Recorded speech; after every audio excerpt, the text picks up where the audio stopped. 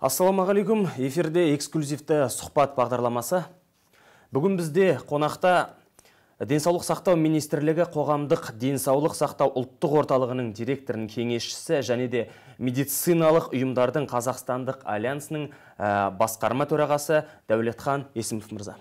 Дәулетхан Есімов, Қазақстан Республикасы Денсаулық сақтау министрлігінің Денсаулық сақтау ұлттық орталығы директорының кеңесшісі, медициналық ұйымдардың Қазақстандық альянсы басқарма төрағасы. 1963 жылы 21 шілдеде туылған. 1985 жылы Қарағанды медицина институтын стоматолог мамандығымен бітірді. 1985-1994 жылдары түрлі дәрігерлік қызметтер атқарды. 2000-2001 жылдары ұлттық ғылыми медициналық орталығында бөлім меңгерушісі болды. Медицина ғылымдарының кандидаты. 2009-2011 жылдары Астана қаласы денсаулық сақтау басқармасының бастығы. 2013 жылы Қазақстан Республикасы Денсаулық сақтау министрлігі медициналық және фармацевтикалық қызметті қадағалау комитетінің төрағасы.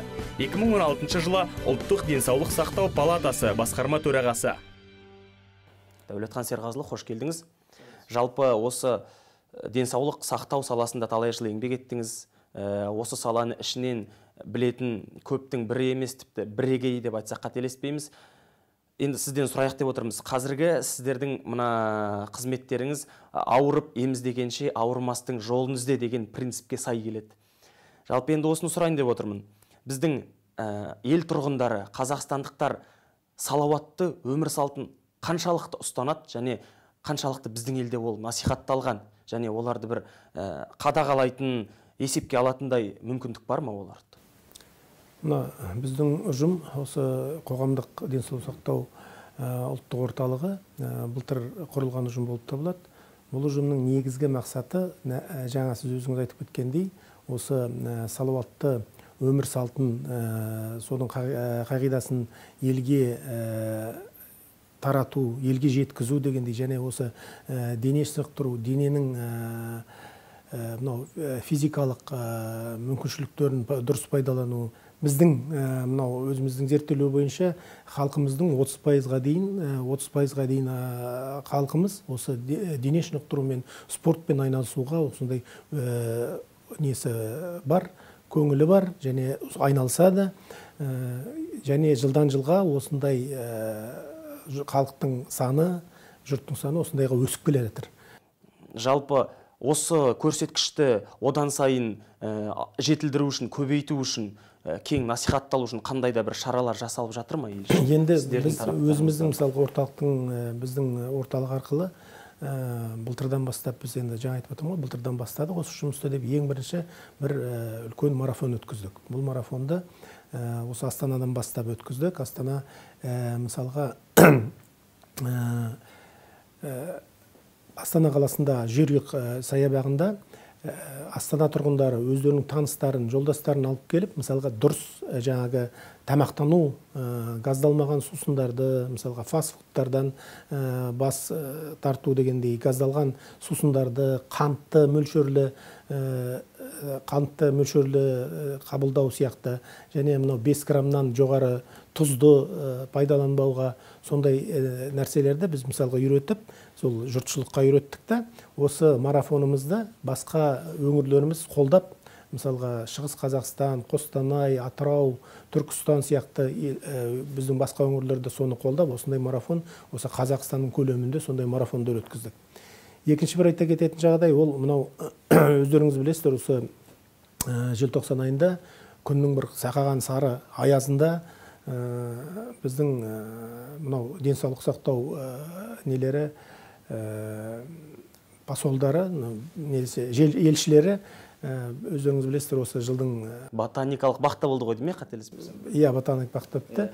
Ол мынау біздің министріміз осындай дәреже берген. Біздің артистерімізге, спортшыларымызға, сол 5-6 адамды осылай біз денсаулық елшісі жұлдыздар болды ішінде. Соларды тағайындап өткенбіз. Солардың ішінде мысалға екеуі, Жыланбаев дегендер өздеріңіз білесіздер, біздің әйгілі сондай марафоншы, 7 рет Гиннес кітабының рекордын иеленген кісі. Және біздің Ибрагим Ескендір деген әншіміз және боксшымыз, мына тмд елдерінде кәсіпқой боксшылардың ішінде белгілі боксшы болып табылады, оның ішінде еще әнші болады. Сондай сол жігіттердің қатысуымен қысқы марафон өтті. Бұл марафонда еліміздің Астананың 1600-ға дейін адам қатысты. Оның ішінде 12 жастан 74 жасқа дейін арасында. Оның ішінде осы біздің орталықтың да басшылары, қызметкерлері қатысып, бірге сол марафонға қатысып, солай жүгіріп өтті дистанцияны. Әрине, ол жастарға да көп бағыт бағдар береді деп ойлаймын.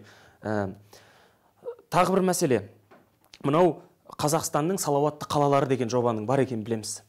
Жалпы осы жоба қалай ұйымдастырылған және бұның негізгі мақсаты қандай? Бұл негізгі жаңа жоба, жаңа Қазақстан үшін жаңа жоба, ал негізі мынау Европа елдерінде бұл 1800 мысалға қаланы қамтып отырған сондай жоба болып табылады. 55 елдің қаласы сондай жобаға қатысады. Бұл жобаның негізгі мынау мақсаты өткізіп аққан жақсасы. Мына біздің қалаларымыздың қазір урбанизация дейміз, қала жұртшылыққа, халыққа, тіршілікке дұрыс болу, ыңғайлы болу және денсаулығына зақым келтірмеу үшін жасалып отқан жоба. Бұл жүйені енгізу үшін енді қазір біз жалпы конкурстық комиссия құрдық. Сол конкурспен осы қалаларды таңдап алатын болдық. Оған қазір әдістемесін дайындап, әдістемесін қазір өзіміздің сайтымызға іліп қойдық та, сол әдістемені қазір талқылап жатырмыз. Енді бұл негізі бастамасы ғана деп жатырмыз. Ақырын соны әрмен қаратай жылжытамыз, жүргіземіз. Оның ішінде де тағы өзінің нелері бар. Үлгілі мектеп, үлгілі өз ішінде бөлінеді ғой. Бөлінеді, университет дегендей мысалға. Сондай нелері бар ішінде. Жоғары оқу орындарына жеке, для молодежи, жастарға бөлек сондай нелері бар. Ішінде олардың бәрін енді әлі жаңа сол жылжытып жатырмыз. Рахмет, жаңа ғана сіз өз сөзіңіздің арасында дұрыс тамақтану мәселесін көтеріп кеттіңіз. Жалпы осы ретте сұрағым келіп отыр. Осы дұрыс тамақтану мәдениетін қалыптастыру бойынша елімізде қандай шаралар атқарылып жатыр, және сіздер енді жалпылама мониторинг болсын, бір ақпарат бар шығар, мына қазақстандықтардың көп тұтынатын өнімдері, тауар азық-түліктерінің тізімінде зиянды өнімдер көп пе жалпы? Біраз жұмыстар жүргізіп жатырмыз. Соның ішінде жаңа басында айтып кеткендей жаңағы трансмайлар дейтін. Оның үстінде жаңағы тұздалған, біз қазақтың өзі несі бар ғой, етті алып келсек, оны тұздаймыз оңдап тұрып, үзіліп кетпесін деп. Ол енді әдетті қою керек, өйткені қазір тоңазытқыштар бар, нелер бар. Және тұздың мөлшері, жаңа айтып өттім басында, 5 граммнан аспау керек. Күнделікті мысалға бір сөткөде алып пайдаланатын тұзды мысалға. Қант, енді қанттың да оған да үйреніп қалғанбыз, енді бірақ оны аздату керек, шектеу керек қантты пайдалануды. Және газдалған сусындар. Біздің қазір балалар, фастфуд дейміз. Газдалған сусын, соған тіпті жасөспірімдердің арасында семіздік көбейіп бара жатыр бізде. Сондықтан соған соларды кішкене басу үшін, солардың әрі тіпті дамып кетпес үшін жаңағыдай роликтер, инфографика, басқа да жұмыстар жүргізіп жатамыз. Ол енді тек қана өзіміз ғана емес, халықаралық организациялармен, ұйымдармен бірлесіп, ЮНИСЕФ мысалға балалар жайында ЮНИСЕФпен бірге бірлесіп сондай жұмыстар шаруалар жүргізіп жатырмыз. Жаңа ғасыр, жаңа қоғам болғандықтан қандай да бір ауруға шалдығып қалса, немесе сондай бір қауіп туып қалса, адамдар бірден дәрі-дәрмекке жүгінеді қазір. Осы ретте көп антибиотик қолданады, ол ешкімге жасырын емес, жасы да, кәрісі де. Жалпы осы антибиотиктерді дұрыс пайдаланы білу қажет қой оның өзін. Осы ретте біздің халық, тұрғындар қаншалықты ол жөнінде ақпараттандырылған, және бұны насихаттау үшін қандай да бір шаралар атқарылды ма? Енді көпшілікке белгілі, жұрттың бары мысалға осы бертінге дейін аптекаға жүгіріп барып, қандай антибиотик керек пе, керек емес пе, соны алып қолдана беретін. Қазір біздің министрліктің бұйрығы шықты, оны қазір тоқтаттық ондай жағдайда. Қазір аптекадан жүгіріп барып, ондай рецептсіз дәрігердің антибиотик алу деген доғарылып келе жатыр. Бұл енді бір жақсы қадам деп ойлаймын. Мысалға антибиотик резистенттік, антибиотиктің резистенттік деген мысалға антибиотикті керексіз қолданғаннан кейін адам сол антибиотикті қабылдамайтын болады. Бір қатты сырқат болатын болса, оған оның емі болмайтын болады. Сондықтан бізде ол қазір бір үлкен проблемалардың бірі болып отыр. Ол мынау ветеринария жағынан да, медицина жағынан да сондай үлкен проблема болғасын. Қазір біз осы жуырда 16-17 желтоқсанда 18 жылдың біріккен ұлттар ұйымының қатысуымен бірге мына денсаулық сақтау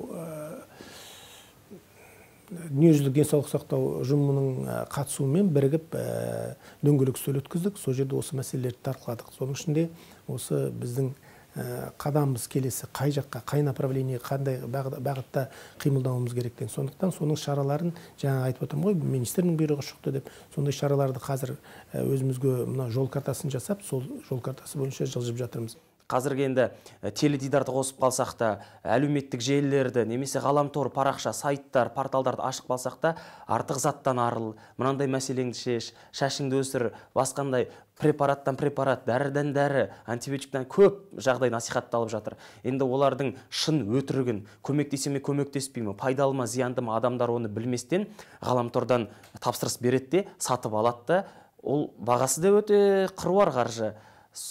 Бұл қаншалықты сенуге тұрарлық ақпараттар енді? Енді ғаламтордан барлық шын деп айтуға болмайды. Өйткені мынау медициналық бұйымдар болсын, медициналық дәрі-дәрмек болатын болса, оның барлығын дәрігердің кеңесінсіз оны қолдануға болмайды. Өйткені мынау сіздің науқасыңызды, сырқатыңызды қандай екенін ең бірінші дәрігер диагнозын қойып, оны анықтап, содан кейін сол дәрілерді тағайындау керек. Соңғы сұрағым сізге. Жалпы Әл-Фарабидің мынандай сөзі бар. Әлемде, дүние жүзінде ең оңай нәрсе біреуге ақыл айту дейді. Ең қиын нәрсе өз-өзіңді түсіну дейді. Осы ретте өзіңіз салауатты өмір салты қаншалықты сіздің өміріңізде бар, қаншалықты ұстанасыз?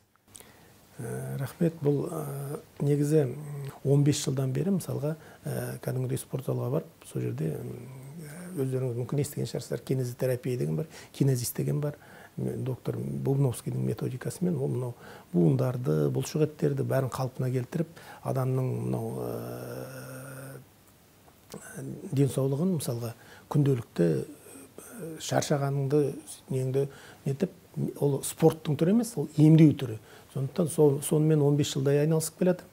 Және осы 4-5 жыл болды, мен өзім паркте жүгіремін де, сосын сол парктағы тренажерлармен, көшелі жасалған тренажерлар бар, парктың ішінде солармен дене шынықтырамын, айналысамын.